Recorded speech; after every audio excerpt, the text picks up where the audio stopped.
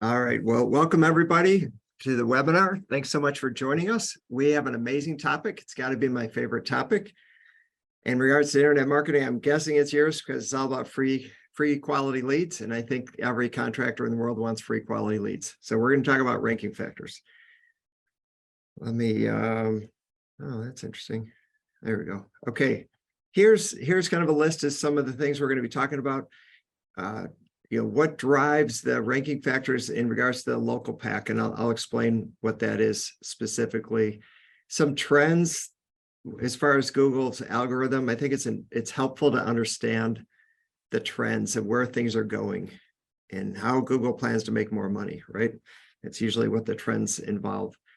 I'll show you a tool that you could spy in your competitors to see what category they're using. The category that someone uses is very important for their ranking factors. I want to hit on the 4 most important items to help you rank higher. And I'm sure there's several on the webinar here that are annoyed with those fake Google listings where they put a listing on like a sales rep's house or something and say they have a business there. I'll show you, I'll point you in the right direction anyway on how to report that. And there's a lot of other things that we're going to cover. So it's going to be a great webinar. I think you're getting a lot out of it. In that light, well, let me ask you, why is local SEO so important? All the clicks are free. Everyone loves those. And then when you compare these free clicks, this free web traffic to the many other lead sources out there, there's, the common ones are Google Ads, Facebook ads, Angie, some use Porch. Then you can get into mailers, TV, radio, canvassing. A lot of you do shows and events where you set up a booth. All that stuff is expensive compared to local SEO where someone is pursuing you. It's an inbound lead. It's driven by a desire versus you kind of trying, like say you're working a show, someone's walking an aisle and you really want your employee working that show to kind of have a foot in the aisle and try to pull them in, maybe to fill out a free prize drawing. They may not even have a basement, but local SEO traffic is someone that is searching you out with a problem. So that's a beautiful thing. People tend to trust SEO more than they do ads. Why? Well, we know advertising, you can sometimes pay for it and kind of push your way to the top, where SEO, you have to earn Google's trust to rank well. And then lastly, the data shows that local SEO brings in a ton of calls. And I'm going to cover that real specifically. So those are some reasons why it's important, why it can really help you grow your business and get more leads at a great cost. So in light of that, we're all kind of driven to distraction. If you're a waterproofing or foundation repair owner, you know what it's like. Did that for 15 years.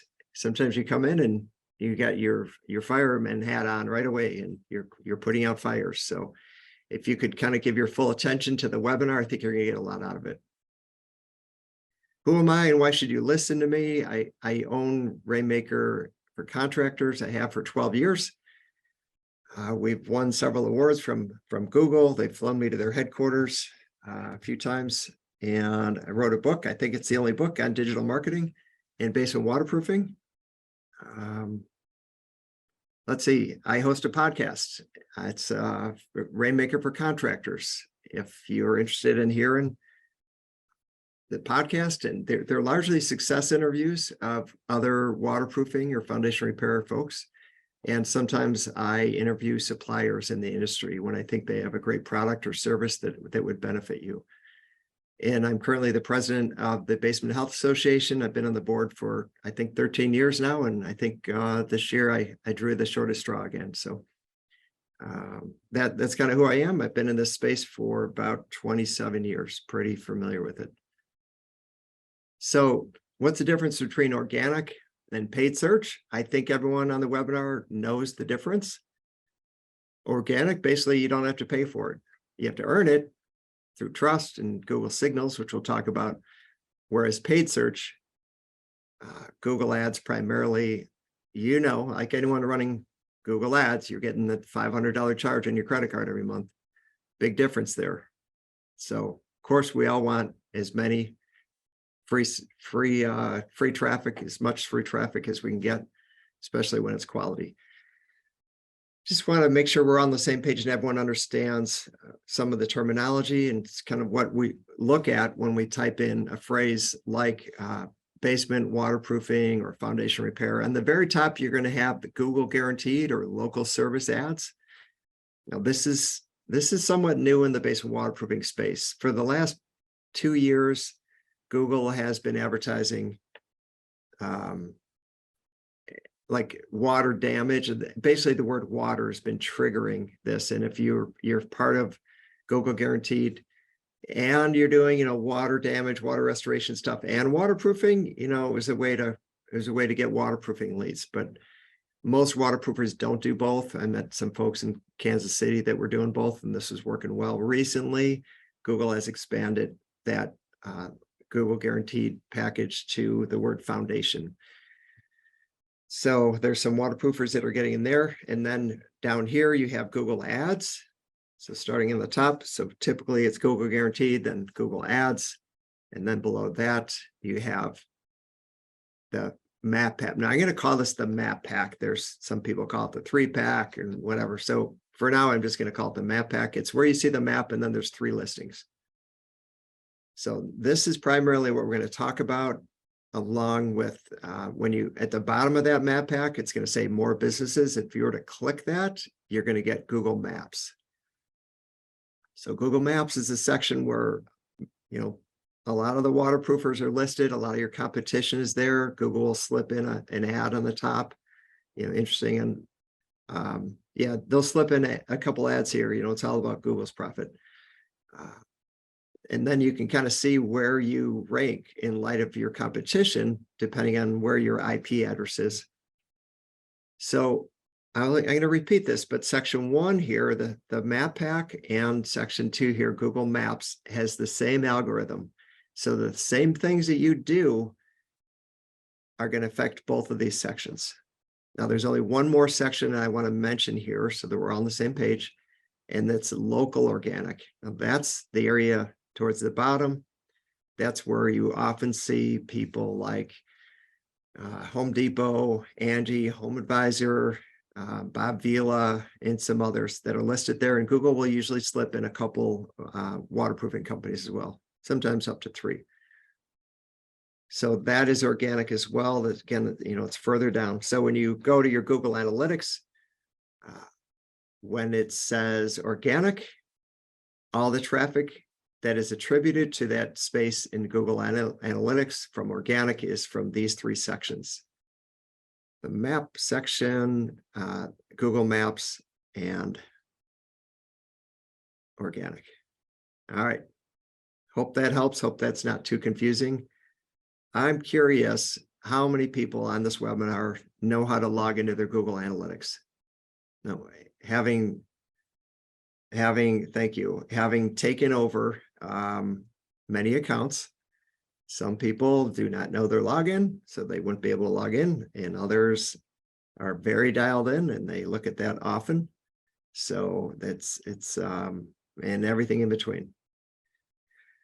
So if you were to go to log in and go to the left, and there's going to be something called acquisition, and then you can go to all traffic, and then you can go to sources and medium, and you're going to see a screen like this.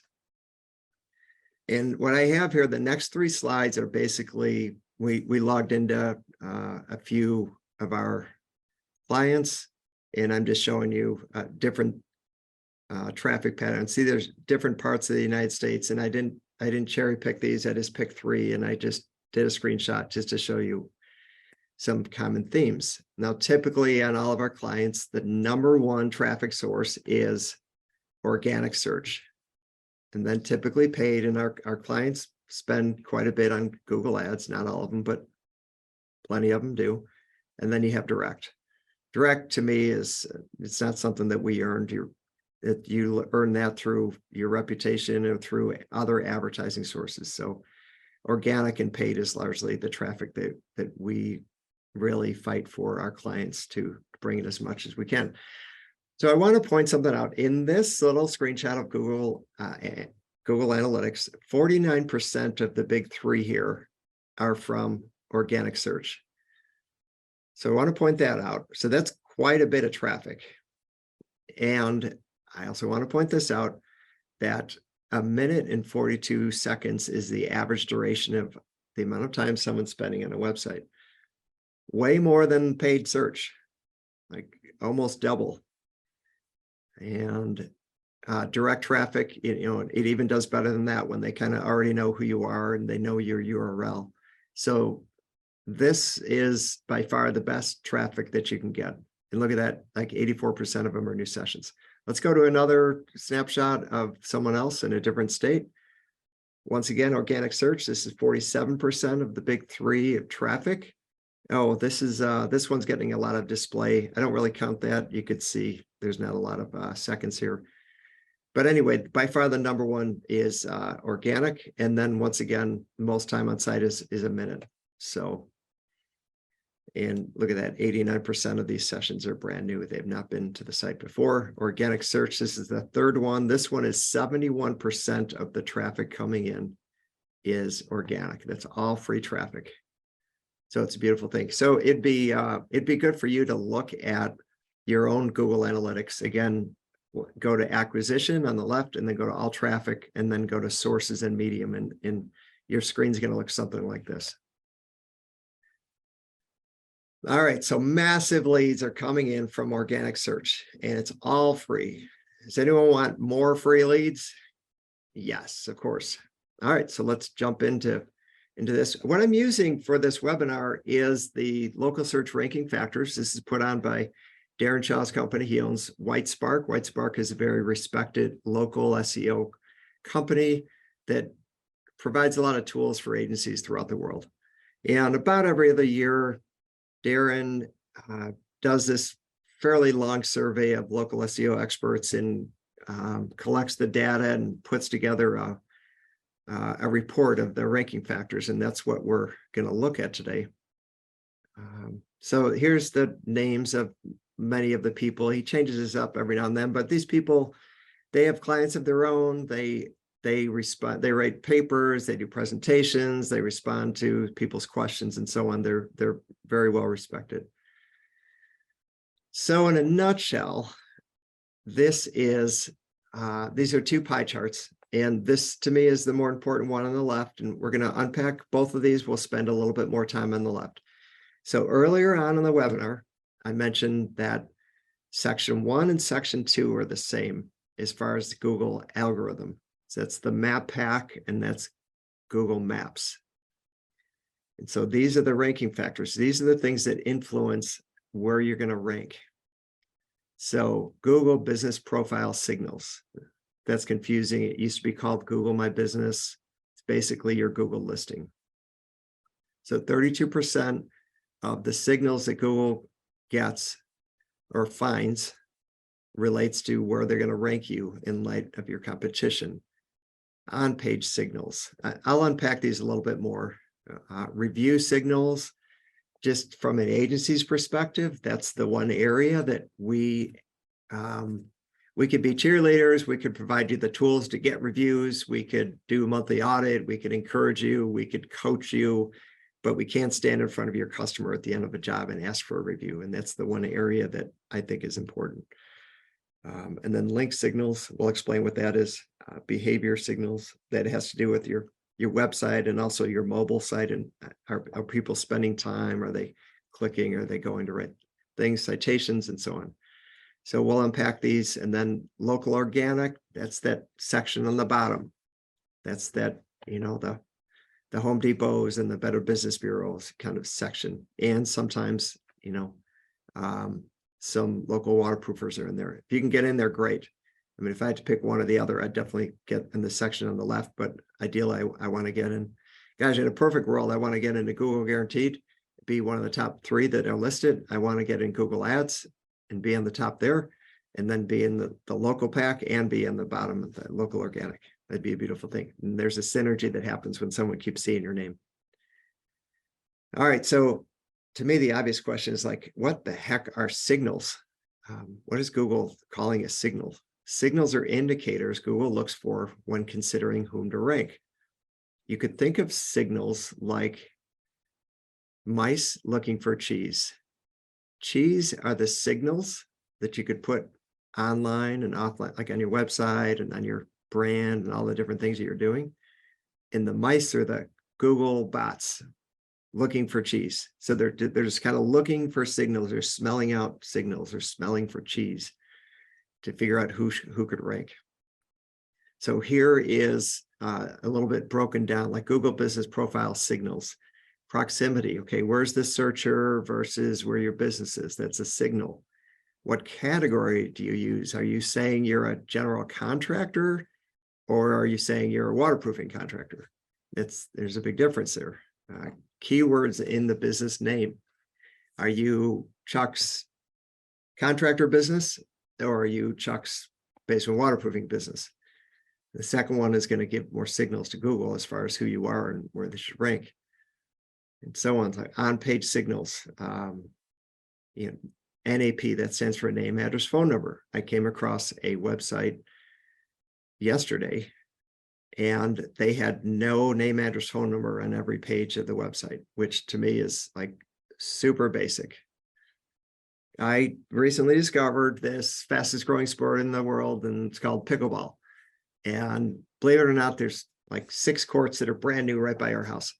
And so I sometimes go in the evening, and if all the courts are full, there's this like a rack, and you just put your racket in the spot there, and within a couple minutes, someone's going to say, hey, on court 5, someone needs, or we need 2, who's up? And so the next 2 people just go on. It's super friendly, social, easy sport, something in the mix between like tennis and ping pong. But not having like name, address, phone number on every page of your website, and not having a contact us with a Google map and having your Google listing connected to that, like to me, that's like, wanting to play pickleball and showing up and like not bringing a racket.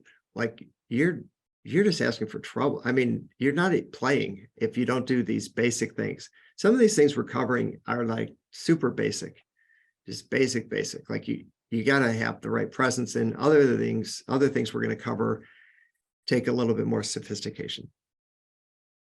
Review signals. I bet you're wondering like, how on earth is he going to tie pickleball into this? But I did it. Review signals. So the quantity, the quality, one of the things we know about Google is they own patents that are able to read a review. So they're looking for the right sentiment as well. They don't just look at the number and the rating. So they're really reading those reviews. Link signals, we'll talk about that in a little bit. So this is a helpful slide to kind of unpack what the heck signals are. So for the map pack, this first section and Google Maps section, what are the major areas that contribute to ranking? Let's take a look at that. So this is that pie chart on the left that I showed you earlier. So again, Google Business Profile signals on page, review signals, and so on. Let's talk about that one. So the number one factor that affects your ranking is category. Now, I mentioned, I think we break this down a little bit more, but I mentioned how important category is. It's really important. I mentioned keywords, proximity, physical address, removal of spam listings. We're going to talk about these 5. I just mentioned the rating, like what your rating is. A quick side note, I was looking with someone else that specializes in this space, and we were saying, hey, have you ever found somebody that has a Google listing under 4.0 that shows up in the 3-pack, in the Google Map section? And we both were saying, we don't know of any. We've never heard of it. So, it's an interesting side note. I wonder if it's got to be part of Google's algorithm. So that's what that ranking factors look like. The first one we're going to talk about is categories. So Google and your Google listing, they allow you 1 primary category and 9 secondary categories. And the rule of thumb is never use a secondary category unless it relates to your business. Don't dilute your listing. If you're a plumber, you need to put plumber. If you're a waterproofing contractor, you need to put waterproofing contractor. I know it's tricky, but in this section, the phrase foundation is not foundation repair. Foundation has to do with raising money. In the Google guaranteed section, that new spot kind of on the top, the word foundation there is relevant to waterproofing foundation repair, but not in these categories. It's just the way it is. All right, here's a little tool. This is I'm sure we all have these free Chrome extensions, GMB Spy, Google My Business Spy. It allows you to spy on your competitors to identify what category they're using. I did this a couple of years ago, and we have an oral surgeon that I was having lunch with him, and he said, "Oh yeah, I'm using GMB Spy. It's pretty cool. I'm able to look at all my competitors and see what categories they're using." So anyway, to do that, you put the extension on, and then you have to be in this map section. So when you find another listing, make sure you click on their map and have that map expand. And then you go up to the top and click on that GMB Spy extension.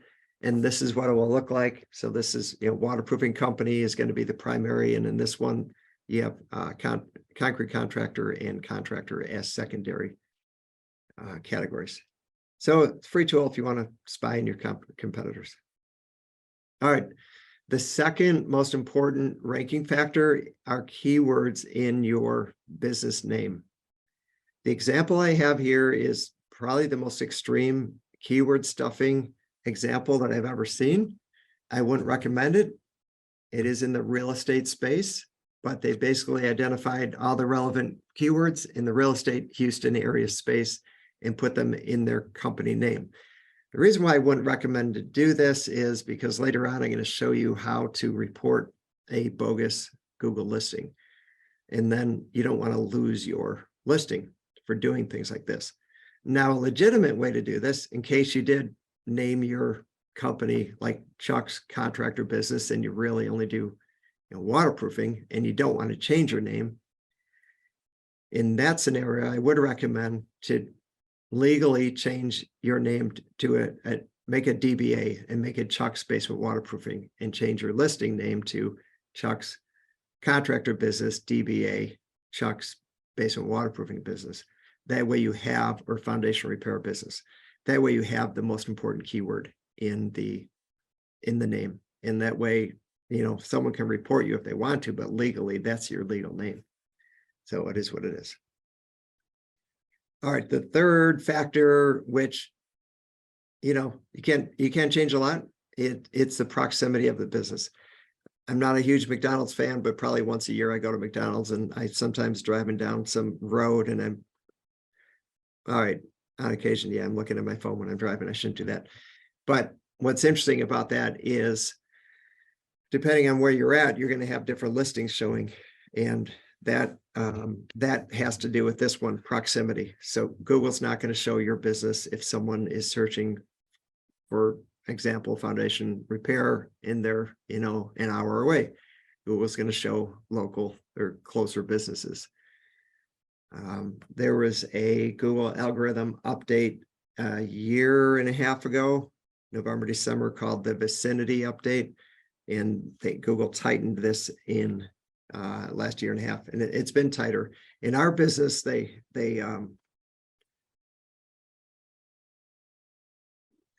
our business, there's a little bit of a bigger proximity, but you can imagine if you're like a dry cleaners in New York or a coffee shop like in New York City, they're not going to show someone that's a half an hour away, because there's got to be like, 50 coffee shops in like a 6-block radius in New York City. So it's going to be very tight. So we're in a space that it's a little bit broader. So if you do a search in your hometown, and if your IP address is anchored in your hometown, you're typically going to show up first. I'll show you an example of what that looks like in a second here. I'd say first or second. Sometimes there is a big competitor in your space or like in your town, and then they're going to show up ahead of you. Sometimes you're going to even show up third. It kind of depends on how big of a city you're in, and then also where Google is considered where they're considering what's called the centroid, like the exact center of the city. And it's not always where you think. And that competitors might be that much closer to what Google is considering the centroid of the city. So I kind of already explained this one. Local rankings are often different on every street corner. So as you drive around, there's, the further away you are from a business, one of those ranking factors is weighted towards the proximity. So here is a screenshot of Long Island, New York. Here it's the most populated per capita square mile area in the United States. Interestingly, it's surrounded by water, and there's quite a few waterproofers in that area. So I want to show you 3 different snapshots of 3 different businesses. So this one I put together a couple days ago, and this is called a GeoGrid, and it basically looks at where someone is ranked on Google Maps. And in this scenario, there's 9 dots, so it's 9 dots every 2 miles. So if someone were to type in the phrase basement waterproofing and they were right in Great Neck or Roslyn, Great Neck, this specific waterproofer is going to show up 17th. If they were over here in Roslyn, 13th. Now I'm guessing the company that I used is here because that's where they're ranked highest. They're probably like right in the middle there. So depending on where you're at, you're going to rank differently. So now that is somewhat of a normal ranking. The further you are away, the lower you rank, and the closer you are to the center, the higher you rank. This is a basement waterproofing company, and this is a horribly bad example of how someone ranked. Like so bad that Google they're not even going to say over 20, and they're here, and even in their hometown they're coming up 19th. So I wanted to show you like a kind of a normal example of what this could look like, a bad example, and then this is one of our clients, and they're in the top 3 in the entire area. I was debating on whether I wanted to include this or not because I want these to be educational. At the same time, if someone wants to really understand how this works, I thought it was relevant to include. Now, a note on this, I believe it's best to be in the top 3. I mean, I'm competitive, just as competitive as the next guy, and I want to, win everything and rank number 1 for everything. But the stats don't always confirm that being number 1, especially in this local pack, is the best. But I would rather be in the top 3 in the entire area than just be 1 in a certain area, because you're going to get more exposure. And we've all done it. We look at, if we have 3 choices, we're immediately looking at reviews. Like how many reviews do they have and what's their ranking? And usually we're kind of eliminating 1 or 2 right away. So some would ask, well, how the heck do you get to rank, number 1 in almost the whole area? So what we do, I believe that adding new content and blogging and having relevant, good quality content to the site on a regular basis is important. And so we do that. So for all of our clients, we add 2 blogs a month. And for one of those blogs, we put it in something that creates signals to Google. And we actually have a dashboard, and there's a picture of a dashboard of the amount of signals that we're able to get just through one blog. And actually in our contract, it says that we will produce 300 to 500 signals per month for the blog that we run it through our platform. We've really increased our game, and this is actually how many signals we're getting now just through one blog. About 1,500. Sometimes it's 1,700, sometimes it's 1,400, but about 1,500 signals per blog that we're getting. So if you're like, wait, what is this again? What is a signal? Do you remember that page that I showed you? All the different signals. You have Google Business Profile signals, you have on-page signals, you have review signals, link signals, and so on. So we're able to structure the blog in such a way, and it shows up on a lot of different platforms, and all these send signals to Google. So that's how we're winning. So all right. Fourth, physical address in the city is another one. This does kind of relate to the centroid again, but it's like where you're at and where someone is searching is important, and it relates. All right, here's the new one. Now, this is a removal of spam listings. So if you're able to get Google to remove the spam in your area, now you're eliminating the competition. And I don't know if I've ever not talked to a contractor that hasn't complained about some, over the years that I've been doing this, about some listing that ranks high and it's not even a business. It's like not even a house, or sometimes it's like a old sales rep's house or something, right? So if you're able to get Google to eliminate those, that is a way to kind of move up in the rankings. Now, the reason why this number 5 spam fighting wasn't a thing in the past is because people would report these and Google wouldn't really do anything about it. And so in the past 6 months or so, Google has upped their game in actually paying attention to these. Now, if you look at a Google review, and on the right, there's the 3 dots, and you can click that. As an owner, I'm sure you've all gotten bogus reviews, and you're like, we don't even know who this person is, and they gave us a bad review. Then you click the 3 dots, and it says edit, and then you could submit this as a conflict of interest, or they're not our customer. And then you respond to that saying, like, we have no record of you in our business, and so on. That is an automated review. When you're filling out a Google Business Profile redressal form, that requires a manual review. So a human has to look at it, and they have to make a decision. So this kind of a redressal form that gets filled out. If you just do a search on that, you want to read more about it, Bright Local has a great article about the Google Business Profile redressal form. Get more information about it. But that is one of the ways that you can, if you're frustrated with kind of some spammy listings, you could report those. All right, and plus there's a whole bunch of other factors, right? I mean, I would say there's not a lot of magic wands in this business. There's just 1,000 little things that you have to pay attention to, and they're changing, and you got to keep your head up and pay attention and modify what you're doing to win for your clients. So how has the local SEO Google algorithm changed over the years? I think this is helpful to understand. So this survey was 1, 2, 3, 4, I think it started before 2015. But back in 2015, 8 years ago, this Google Business Profile, which changed, before Google My Business, it wasn't that much of a factor. And it's becoming more and more important. And interestingly, it went down a little bit, but it's still really, really high. And just as a side note, Google would rather have no websites out there in the world and have everyone stay on the Google platform. And why would they want to do that? Google would love for you to stay on their platform so that they could sell you more advertising. And if you look at the typical Google Business Profile now, boy, you could add photos. There's a lot of reviews.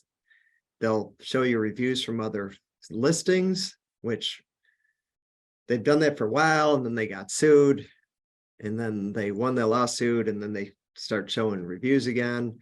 You could turn on a chat. You can have question and answer. You post your hours. Google continues to provide lots and lots of information there, because the more information that they provide, the less there is a need for you to, or for one of your prospects to go to your website. And then Google can sell more advertising. So that is one I wanted to point out. The other interesting thing, reviews stayed about the same. Just want to make a side note to try to educate you a little bit about citations. So citations are, back in the day, there was basically the yellow pages. As the world moved over to the internet, there's many, many different listings or companies that list your name, address, phone number where they get citations. So you're actually, your Google Business Profile is the most important citation there is. And there's your Facebook listing, and unfortunately there's a Yelp listing, and there's City Search, and there's hundreds and hundreds of citations that have your name, address, phone number. It's down to something like 6%. And the reason why I want to mention this is because if you have a business today, you're probably getting 2 emails a week that say, you know, who's ever doing your internet marketing is doing a horrible job. We can rank you on the first page of Google, which typically means your Google business name, which typically it already ranks #1. But then they'll show you how bad your citations are. So don't fall for that. It's only about 6% of your ranking factor. Should it be cleaned up? Yes. Will it ever reach 100%? No. Like when you move or change your phone number or list your name, address, phone number different in 2 different spots, like it just kind of spreads out, and it's challenging. Yeah, I mean, I've never seen anyone get 100%, but you know, you should get it to be about like 80% or so, maybe more. So there's just kind of some changes in how the ranking factors move over time. All right, what are the factors that contribute to ranking factor for local organic? So that's that bottom section, you know, the Home Depot, Better Business Bureau, and so on. That's all the way to the bottom. So I'm not going to go in depth with these. The 2 big ones are on-page signals. So what's an on-page signal? It's like the quality content. It's also the title tags, maybe H1 tags, H2 tags, which is like how you name your paragraphs, what words you're using, and so on. Link signals, links, like what the heck is a link? Let's keep this basic. I'm sure we've all read something on the internet and you see this, like these blue words, and if you click the blue words, it takes you somewhere else. That's a link. If you click it and go somewhere else, it's typically an outbound link unless it stays on the website, and that's going to be an internal link, but just taking you to another page on the same website. So those are the 2 big ones that I want to mention: behavioral signals. You know, that's how people interact on your website. All right, I got some really interesting things coming up. What individual factors have the biggest impact for local ranking? Number 3. All right, sorry, I'll spend a little bit more time on here. You should have a dedicated page for each service in your business. So typically you want to have on the top navigation, it should say services, and then there should be a drop box, and then it should say whatever you do. So in our space, it might be basement waterproofing, foundation repair, egress windows, basement ventilation, whatever you're doing there. Maybe you're doing like concrete lifting. And then when you click on one of those words, you should be able to go to a page. So having a page for each service is going to be an important ranking factor. Internal linking across the entire website. All right. A little bit more about links. No, I'm just going to explain this one. An internal link, I kind of already explained it. You know, you click on some words that are highlighted in blue, and then it takes you to another page on your website. I will say this, in that you can control, or we can control, internal linking. You could set it up. Like when we write a blog, there's going to be 2 internal links and 2 external links. Why would you do an external link? Because one of the rules of SEO, search engine optimization, is if it's good for the searcher, it's good for the search engines. So if you want to send me to Wikipedia to explain some term, so I could read more about it, and that's going to be helpful for the searcher, me being the searcher, and I could read more about it, Google likes it. They want you to be helpful on the internet. And so an internal link is another link to another page on the website. And then if you're going to go outside of that, that's going to be an external link. All right, quality authority of inbound links. So if you have, let's see how to explain this. What is a good one? All right, here's something. If you're on the Angie website and there's some kind of a phrase there, and they click that link, it's probably going to be your listing, and they come to your website, that is an inbound link. As far as your website is concerned, it's an inbound link coming from Angie. So the more inbound links, not just, you know, any inbound links, but authoritative links and industry related links, is what Google is looking for. And that's links have been a little bit devalued in this survey that we're reviewing. That the content is going to be more important, but links are still relevant. We talked about the geographic area, city, neighborhood, keyword relevance of the domain content. City pages do help. That's what this one is about. Keywords in the Google Business Profile landing page title. We talked about that one earlier. So you're getting the quality of inbound links to domain from locally relevant domains. All right, this is an interesting one. The majority of clients that we work with have some involvement in the community. In some way, somehow, they're involved. Like this week, I got an email that said, hey, we are sponsoring the local high school robotic club, and they're actually going to the world championships. And they asked us to like post something on their social media page, which is great. That's a kind of like, some people sponsor softball games. Some people, we have a client that throws a big Christmas party for some place that helps kids with disabilities, and they bring lots of presents. I can go on and on with people, how they're involved. If you can get some kind of a link of the charity that you're involved with that points to your website, that's awesome. If you can't, if you could just get a mention, even if there's a mention that says like, we're sponsored by ABC Waterproofing or something, Google's smart enough. Many would say that that's as good of a link, just that you have a mention.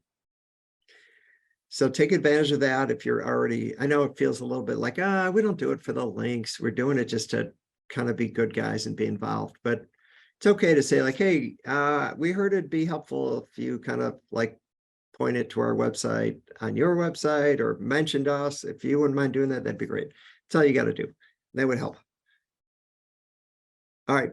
I love this one. What are the conversion factors? What helps turn web visitors into leads?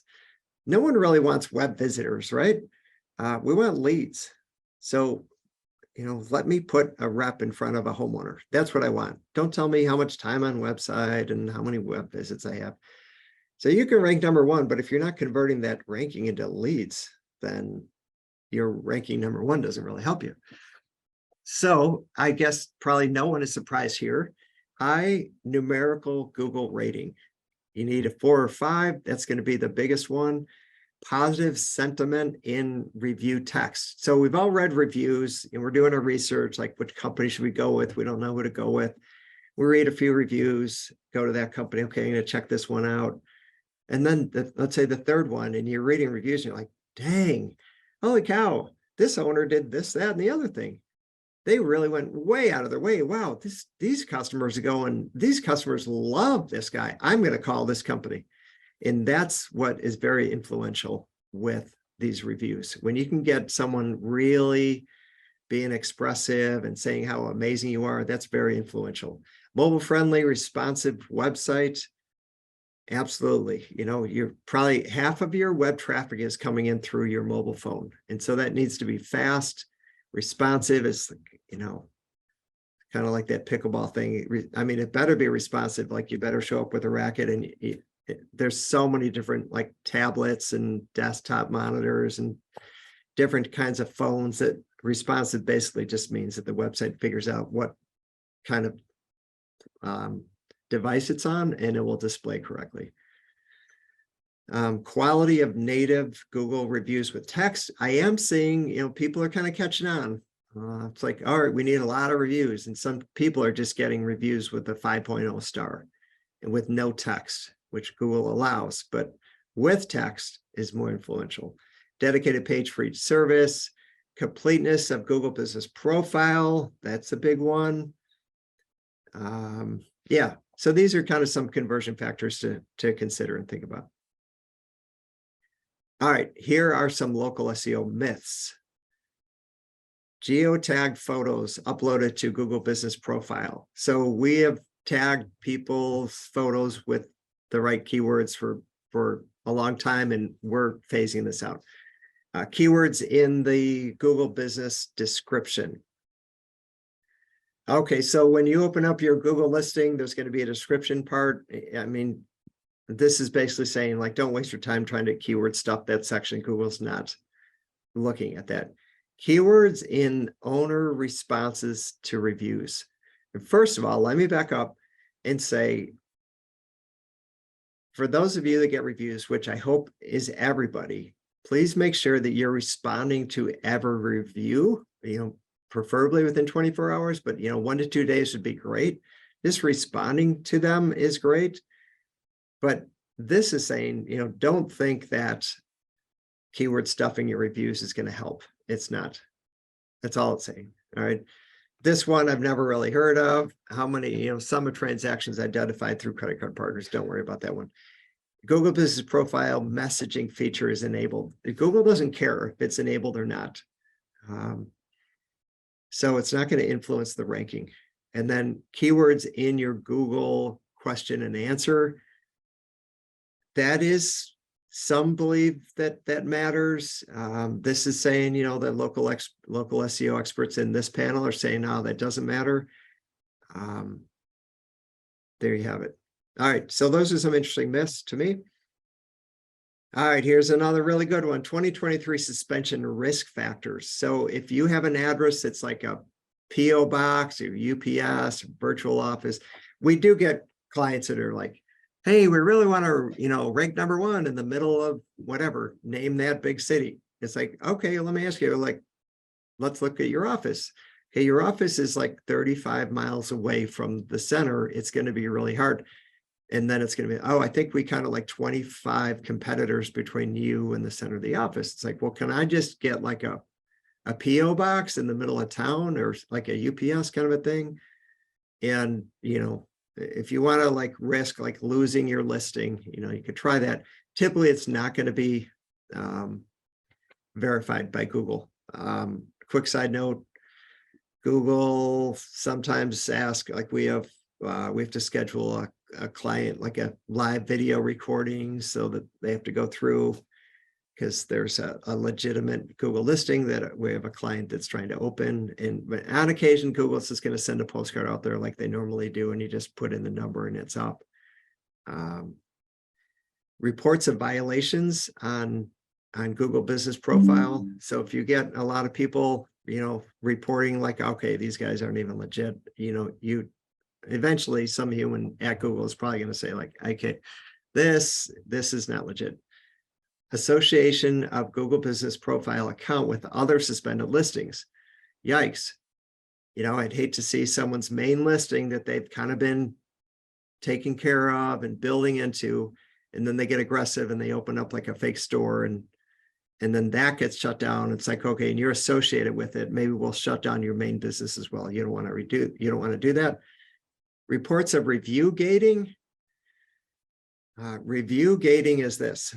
Hey, if you were to rate us on a scale of 1 to 10 or 1 to 5, what would you give us? And then, people that are clever in marketing automation, they go like, okay, cool. So if they click like a 1, 2, or 3, we'll send them to a different page.